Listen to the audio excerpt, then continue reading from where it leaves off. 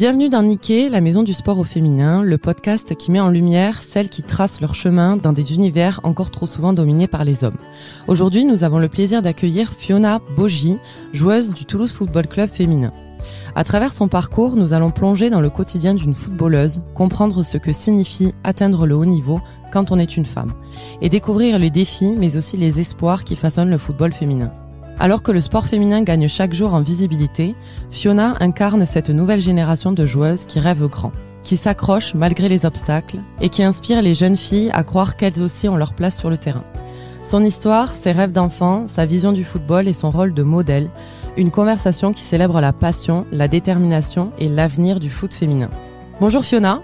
Bonjour. Merci d'être avec nous aujourd'hui dans le podcast de Niké. Est-ce que tu peux te présenter, nous dire quel est ton poste dans le club et nous raconter un peu ton parcours dans le football? Alors moi c'est Fiona Bogi, j'ai 25 ans. Je suis du coup toulousaine depuis juillet dernier. Bienvenue. Merci beaucoup.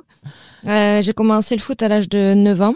J'ai commencé un peu sur le tard par rapport à mes coéquipières parce que j'avais un peu peur de franchir le cap dû au stéréotype du foot pratiqué par les garçons de base.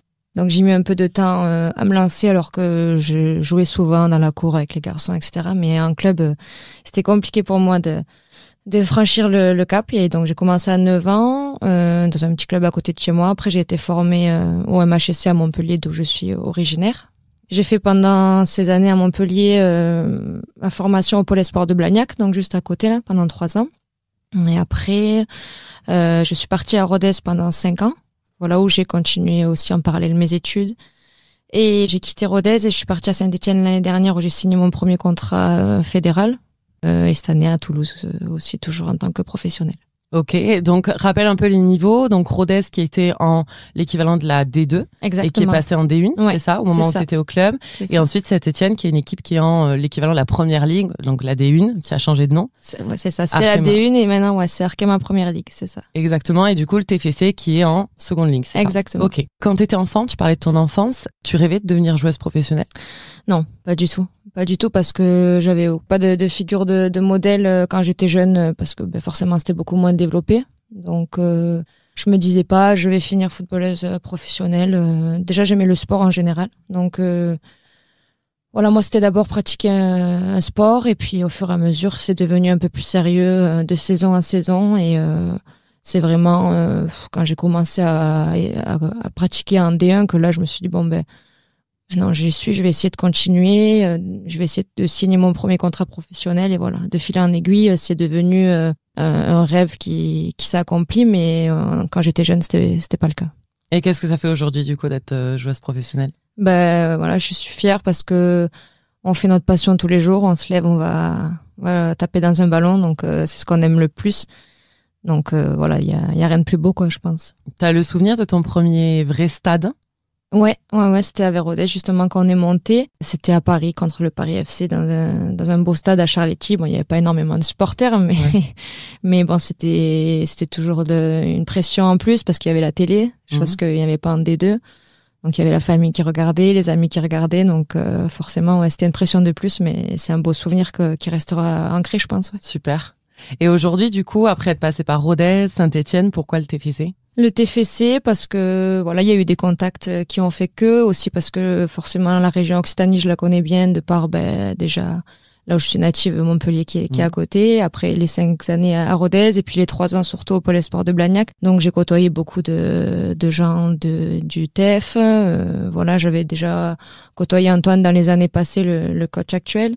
Donc ça s'est fait comme ça, l'envie aussi de se rapprocher de ma famille, de rejoindre un club ambitieux, voilà, parce que ils affichent des ambitions élevées dans le foot féminin. Donc voilà, ça a été plusieurs choses qui ont fait que je me suis dit allez, c'est un bon projet pour moi. C'est challengeant du coup. Exactement. Super. Tu parlais tout à l'heure un peu des stéréotypes dans le foot féminin. Qu'est-ce que ça représente pour toi d'être une femme dans ce sport?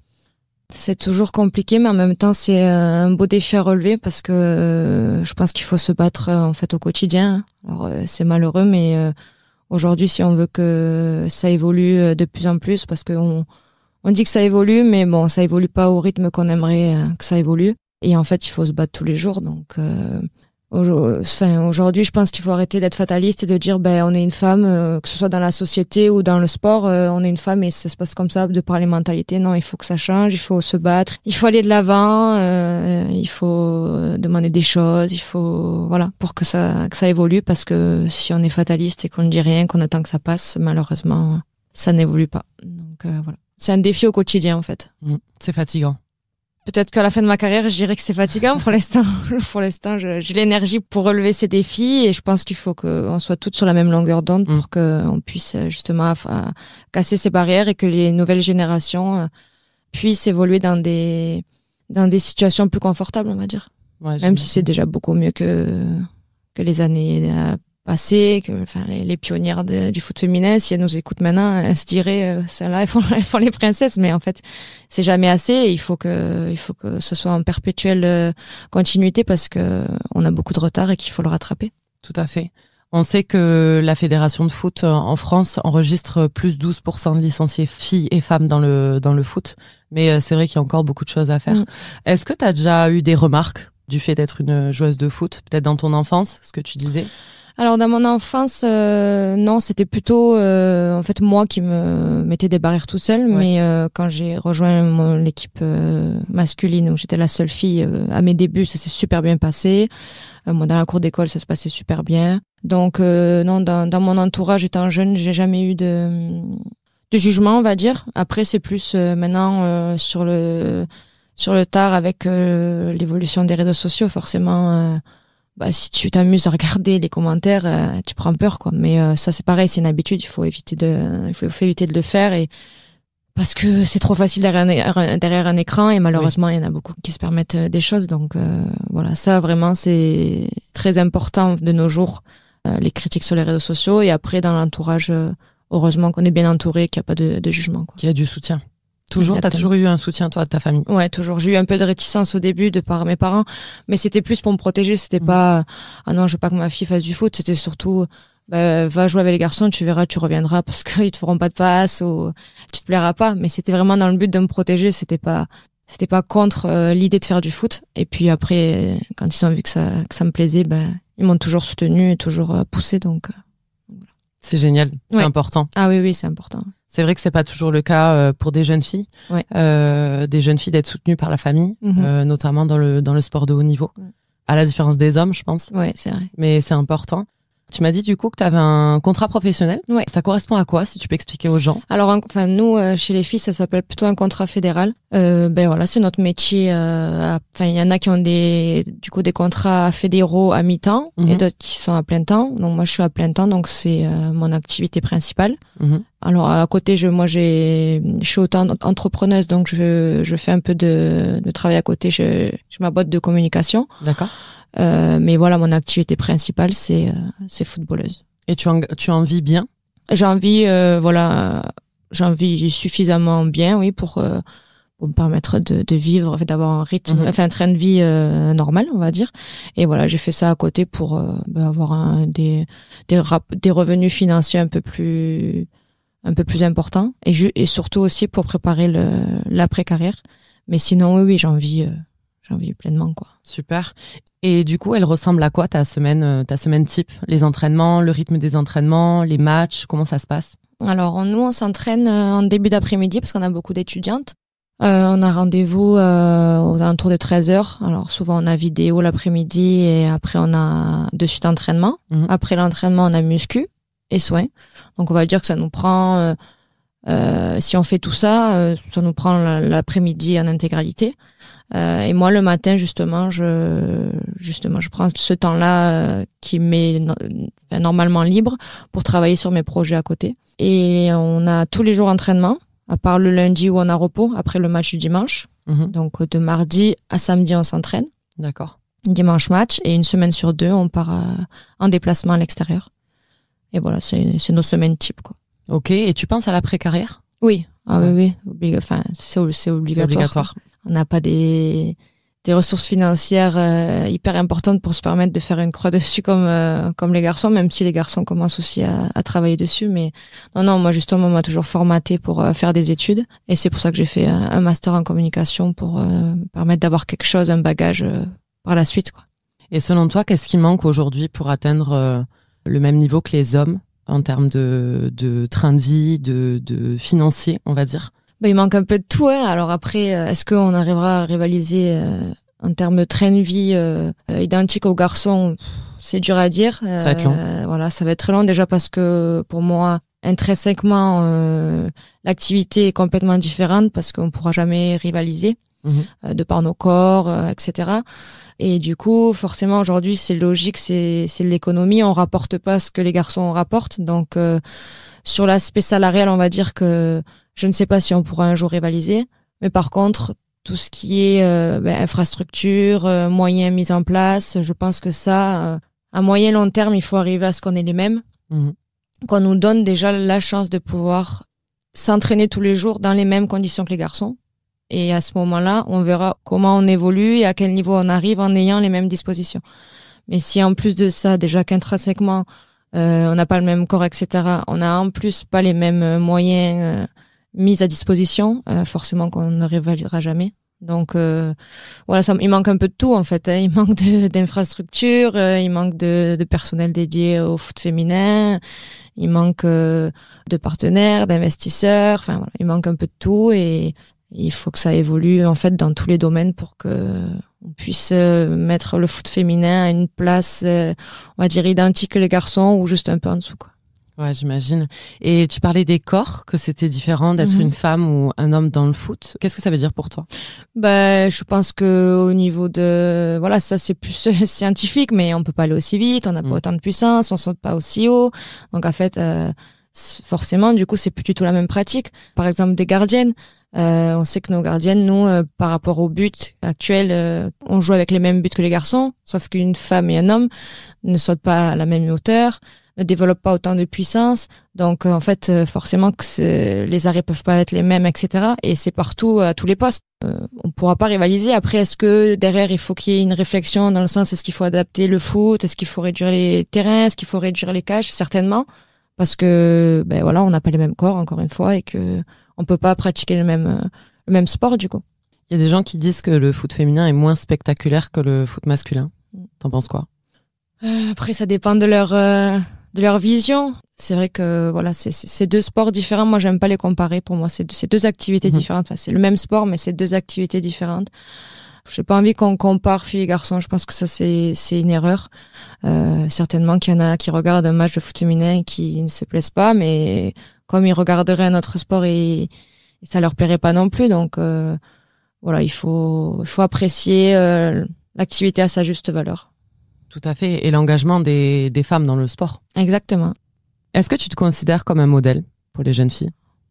Non, je me considère pas forcément comme un modèle, mais en tout cas, j'espère que si des jeunes filles ont du mal à franchir le cap, ont encore un peu cette idée, même si ça évolue, mais cette idée que le foot est réservé aux garçons, etc., qu'elles puissent s'identifier à des sportifs professionnels que moi, étant plus jeune, j'avais pas forcément parce qu'il y avait moins de figures présentes sur les réseaux sociaux, la télé, etc. Donc voilà, si je peux permettre à certaines filles, en tout cas, de franchir le pas, tant mieux. C'est que des bonnes choses. Qu'est-ce que tu aimerais leur dire à ces jeunes filles qui osent pas se lancer? Qu'il faut qu'elles osent, que voilà, la femme dans la société actuelle, même si on pense que elle est réservée que pour certaines tâches, elle a le droit de pratiquer, elle a le droit de travailler dans des grandes entreprises, elle a le droit de faire du sport à haut niveau et que voilà, il faut que les petites filles exercent ce qu'elles ont envie de faire, de pratiquer le sport qu'elles veulent et que toujours dans le plaisir et l'envie d'apprendre des choses, que ce soit un sport de base réservé aux hommes ou aux femmes. Voilà. Il faut faire ce qu'on a envie de faire, quoi. Exactement, c'est que les jeunes filles des fois se mettent la pression en se disant mais moi je veux faire du foot mais je veux pas faire du foot à haut niveau, je veux pas faire forcément les matchs. Il y a du foot loisir qui existe, c'est de prendre du plaisir dans le sport. Exactement. Tu disais que tu n'avais pas eu de modèle quand tu étais jeune dans le foot. Il y avait peut-être une autre personne qui était un modèle pour toi? Alors, j'ai pas de modèle féminin dans le foot. Enfin, parce que j'ai pas le souvenir de me dire tiens, je vais regarder la télé, il y a cette joueuse. Et puis comme en fait, faire une carrière de football professionnel, c'était pas forcément dans un coin de ma tête. Je m'identifiais pas à ça. Mais après, il y avait beaucoup de footballeurs qui m'inspirait. Voilà, il y avait moi je suis toujours inspirée par lui, mais Marquinhos, le défenseur central du PSG, c'est quelqu'un de par son abnégation, sa fidélité envers le club, son leadership qui incarne énormément de valeurs que je partage. Donc oui, bien sûr que des figures du football j'en ai, mais voilà, plus des figures masculines que féminines. Et est-ce qu'il y avait par exemple une femme dans une autre pratique ou un autre métier qui t'inspirait? Après, il y avait toujours forcément des femmes, heureusement, qui étaient sur le devant de la scène. J'avais les souvenirs des sœurs Williams à l'époque au tennis. Tout à fait. Voilà, qui étaient des grandes figures du sport français féminin qui faisaient la une des journaux, la une des plateaux télévisés. Donc forcément, c'était des repères et des figures inspirantes pour des jeunes, en tout cas. C'est important. C'est important d'avoir des modèles. Est-ce que tu as une expérience marquante ou une anecdote que tu aimerais nous partager?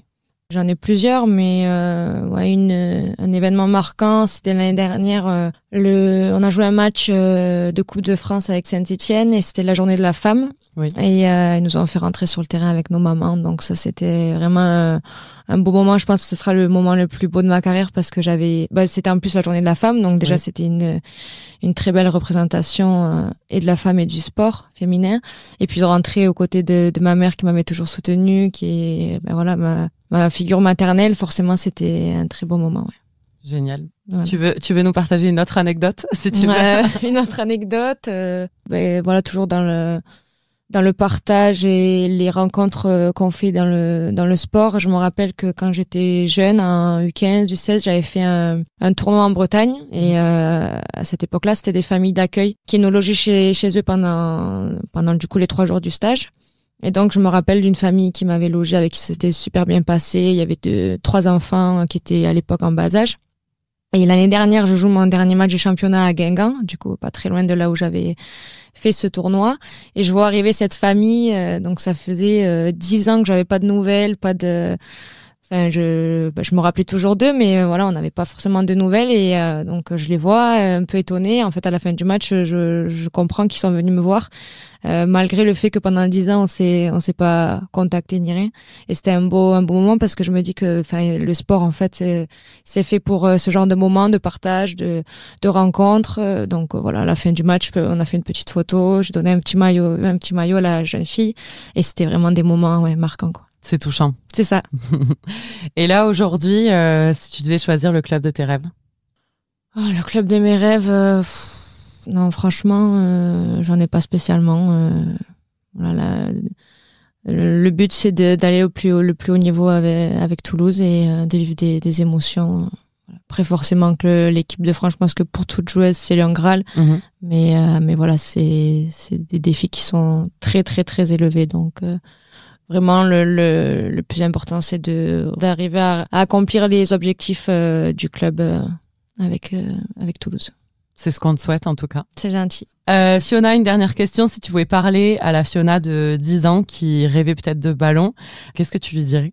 Je lui dirais de prendre son temps, de profiter de tous les moments et de toutes les émotions que le sport peut faire procurer, de travailler toujours avec humilité et d'avoir à cœur de découvrir plein de choses à travers le sport. Super. Merci Fiona. Merci à vous. Merci d'avoir partagé avec nous ton expérience et ton regard sur le football féminin. Ton parcours rappelle que derrière chaque maillot, il y a des heures d'entraînement, des sacrifices, mais aussi une immense envie de jouer et de prouver que le football n'a pas de genre. À toutes celles qui nous écoutent, osez chausser les crampons, osez croire en vos rêves, même si le chemin semble semé d'embûches. Le football féminin a besoin de vos talents, de votre énergie et de vos voix, car chaque joueuse qui s'impose sur le terrain ouvre la voie à une nouvelle génération, plus libre et plus ambitieuse. On se retrouve très bientôt pour un nouvel épisode de Nikkei, de la Maison du Sport au Féminin. Merci Fiona, à bientôt. À bientôt.